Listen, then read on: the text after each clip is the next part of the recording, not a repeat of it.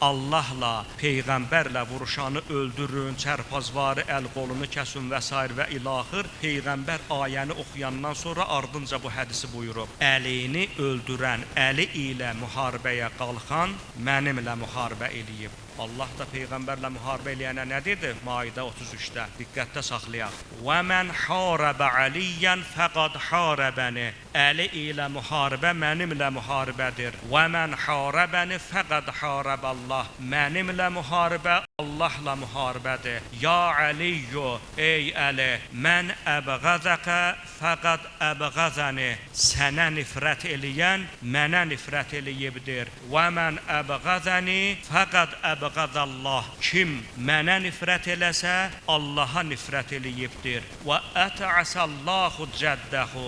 Allah o şəxsin taleyini uğursuz etsin. Yəni Allah onu cəhənnəmlik etsin. Quran buyurur ki, peyğəmbərin duası sizin dualara bənzəməz. Yəni mütləq şəkildə qəbul edilər. Ardınca buyurdu ki, və ədxələhu narə cəhənnəm. Allah onu cəhənnəmlik edəcək. Və innə şəqiyyə kullə şəqi. Ən bədbəxtdən də ən bədbəxti odur ki, mən adəkə və əbğədəkə və nəsəbələkə. Səninlə düşmənçilik edə, sənə nifrət edə və sənə hiylə gələ. Peyğəmbər bəşəriyyətin ən bədbəxt adamını Əli əleyhissalama qarşı hiylə gələnləri qeyd edibdir. Əllamə Məzmuni zərbə ki o mübarək başa dəydikdə Cəbrail əleyhissalam fəryad eylədi. And olsun Allaha, hidayətin sütunu dağıldı.